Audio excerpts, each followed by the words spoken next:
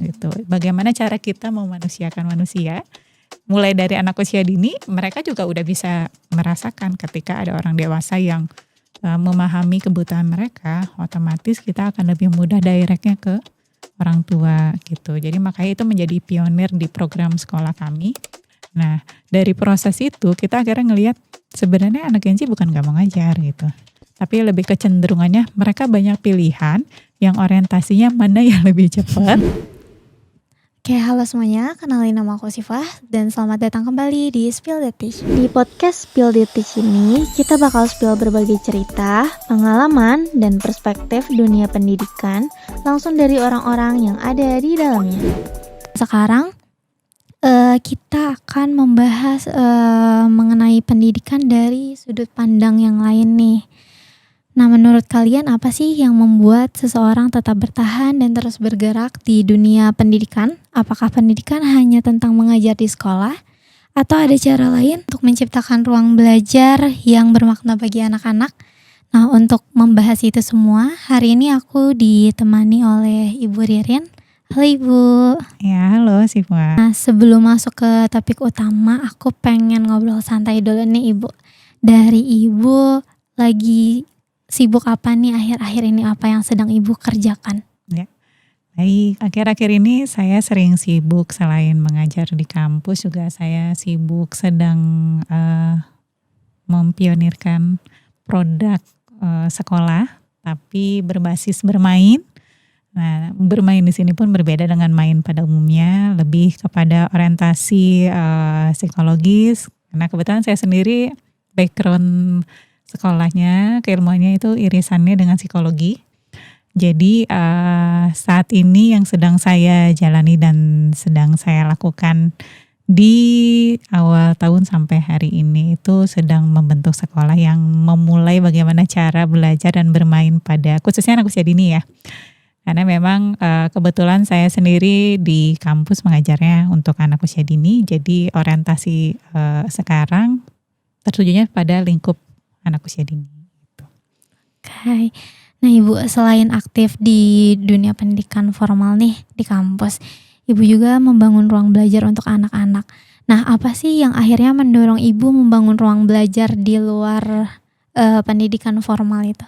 Ya, kan kalau sebenarnya kalau berbicara tentang pendidikan, saya tidak serta-merta langsung jadi seorang pendidik pasti. Ada track record orang tua saya memang dulu adalah seorang pengajar juga. Jadi dari situ dulu orang tua saya itu seorang guru SD. Nah jadi lingkupnya tentang anak-anak tidak jauh.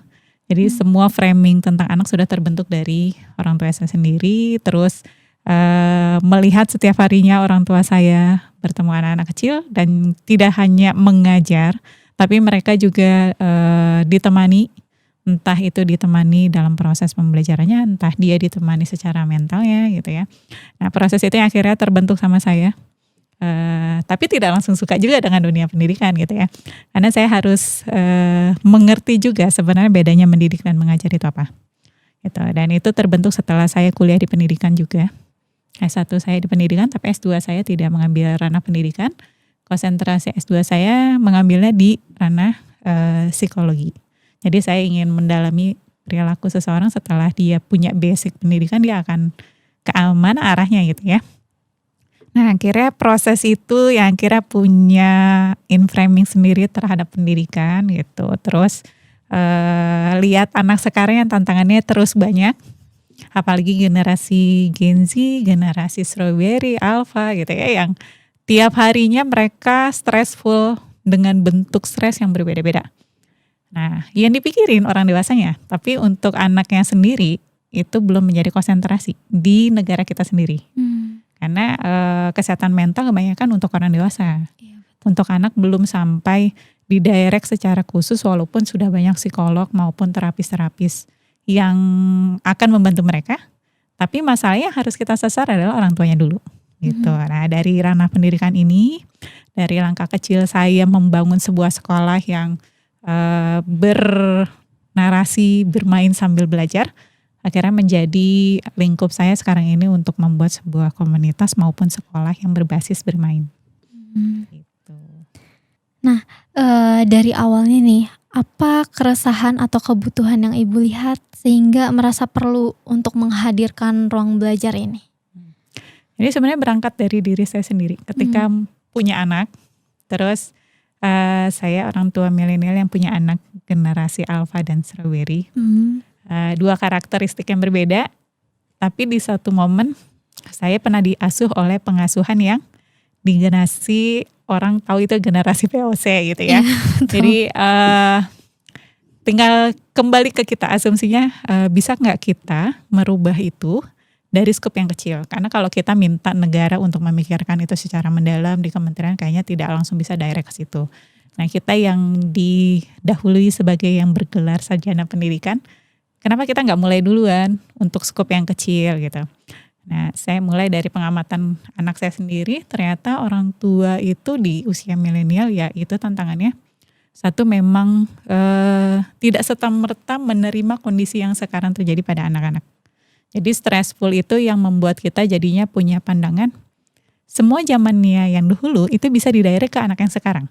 Padahal belum tentu anak sekarang mau didirect untuk pola pengasuhan yang dulu gitu. Jadi makanya itu yang membuat saya kayaknya yang harus disekolahkan itu bukan anaknya, tapi orang tuanya yang harus disekolahkan. Makanya gejala yang akan saya analisis adalah bukan langsung anaknya.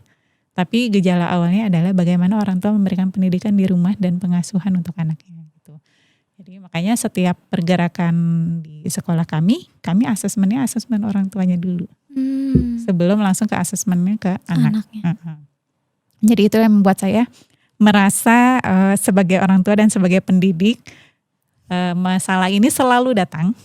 Tapi masalahnya ketika itu datang kan kita tidak bisa langsung mendirect permasalahan besar menjadi kita rangkul langsung gitu ya. Jadi positioning saya sebagai pengajar, kita lihat skup kecil dulu lingkungan sekitar kita, baru kita berpikir bagaimana impactnya untuk masyarakat di luar sana. Nah, untuk ya Ibu kan dosen PG PAUD nih ya. Nah sekarang mungkin mahasiswa-mahasiswa yang akan menjadi penerus pendidikan rata-rata Gen Z ya. Nah dari PG PAUD sendiri nih penerus-penerus yang akan menjadi guru, menurut Ibu gimana sih cara mereka mengajar dan potensi mereka menjadi guru PG PAUD sendiri? Apakah ada perbedaan dari generasi-generasi sebelumnya? Pasti ada. Karena tiap generasi pasti punya ciri khas dan identitas masing-masing ya. Kalau milenial gayanya gimana, kalau Gen Z gimana, nanti pun kalau saya punya mahasiswa generasi Alpha dan Strawberry pasti beda lagi karakteristiknya. Yang pasti sekarang ini saya sedang mengumpulkan Gen Z ini sebagai pengajar. Yang paling saya berani ambil keputusannya, saya jadikan Gen Z sebagai kepala sekolah. Ya, karena saya juga memberikan potensi kepada Gen Z yang dianggap tanda kutip. Padahal tanda kutip itu bisa kita buat underline kalau kita bisa melihat potensi setiap Gen Z ini untuk mereka punya hal yang baik, mereka punya hal yang bisa didirect sama kita untuk mengembangkan program-program yang ada. Jadi kalau ditanya tantangannya berat atau enggak, iya tergantung sudut pandangnya, ngelihatnya gimana. Kalau kita ngelihatnya sebuah eksekutor yang tidak bisa dieksekusi oleh mereka, ya otomatis menjadi berat.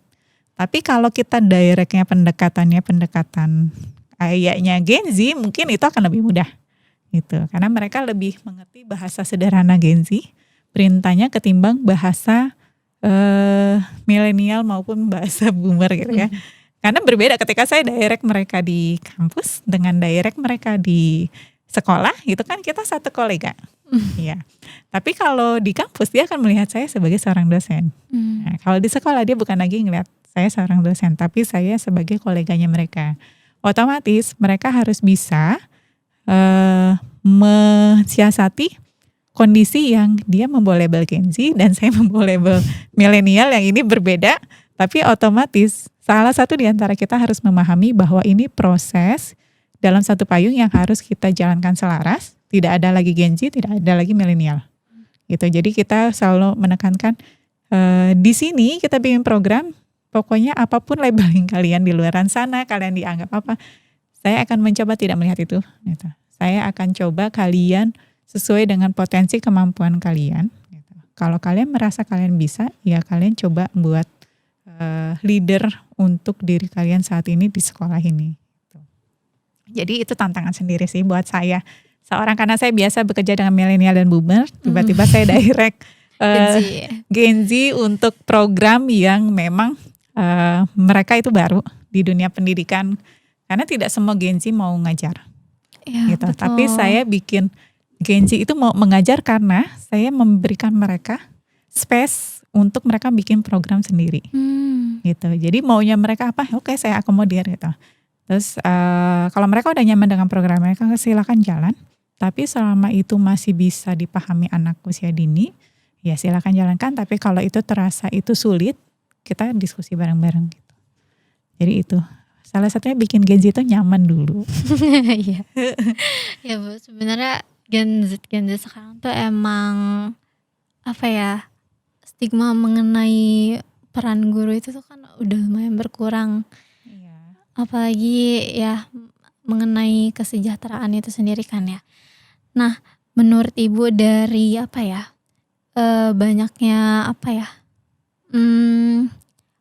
omongan-omongan Gen Z nih yang merasa guru tuh tidak worth it untuk di sekarang.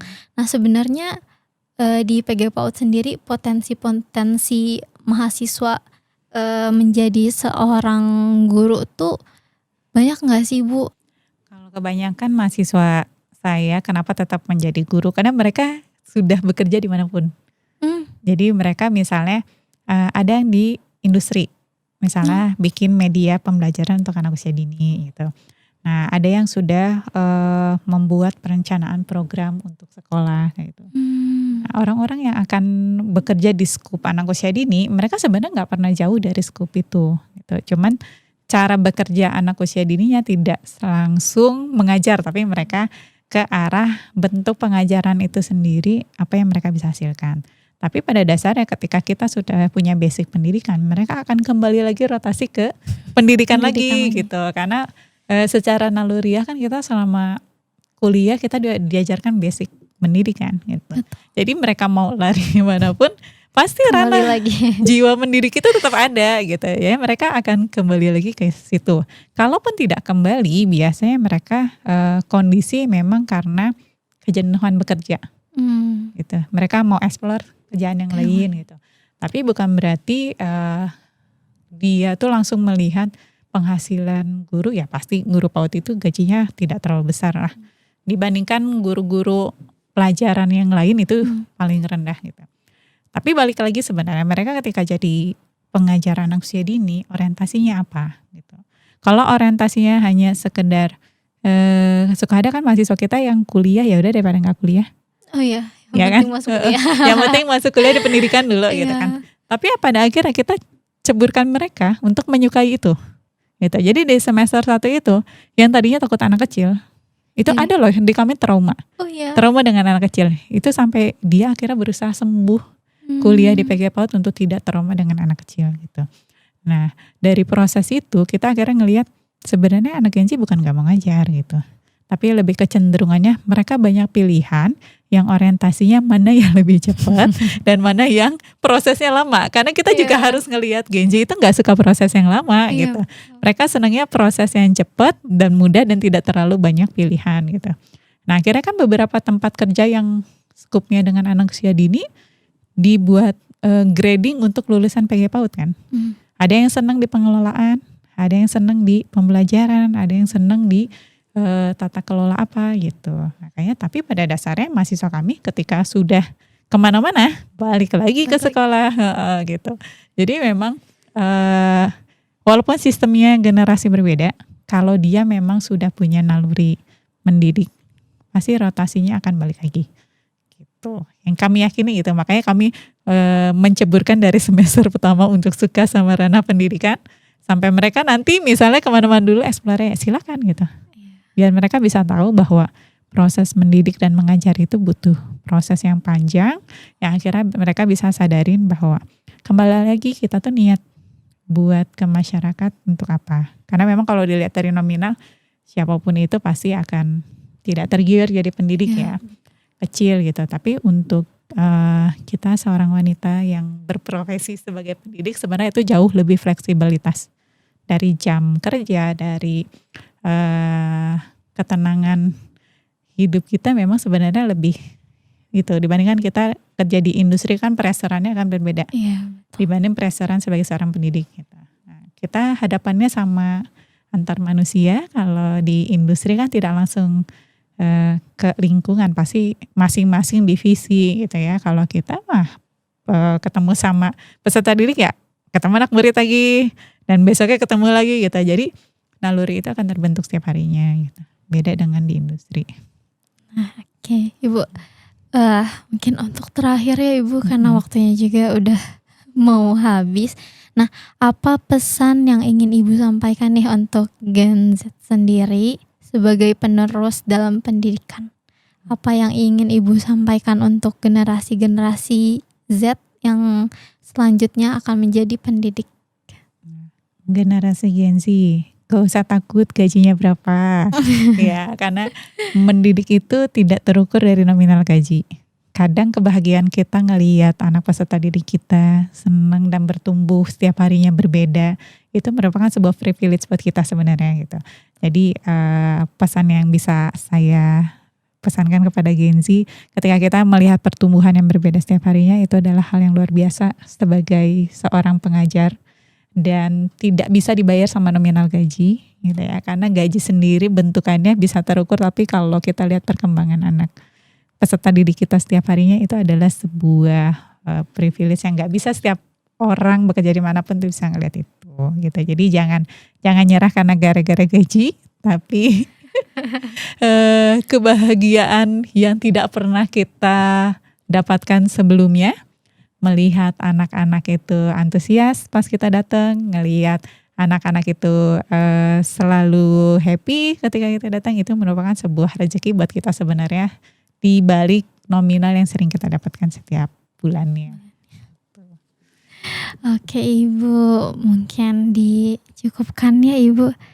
Nah, melalui pengalaman Bu Ririn, kita melihat bahwa kontribusi terhadap pendidikan dapat dilakukan melalui berbagai cara, mulai dari mengajar, mendampingi, dan membangun ruang belajar hingga menghadirkan pengalaman yang bermakna bagi anak-anak. Pada akhirnya pendidikan bukan hanya tanggung jawab sekolah dan guru ya, tetapi tanggung jawab kita bersama untuk menciptakan masa depan yang lebih baik bagi generasi berikutnya. Terima kasih Bu Ririn sudah berbagi pengalaman dan inspirasinya di Spill the Teach. Sukses terus Ibu untuk karir dan masa depannya. Oke, amin. Terima kasih. Untuk teman-teman semua, yuk tulis pendapat dan pengalaman kalian di kolom komentar. Bagikan juga episode ini kepada teman-teman kalian yang peduli terhadap masa depan pendidikan Indonesia. Jangan lupa nonton episode Spill the Teach lainnya. Terima kasih.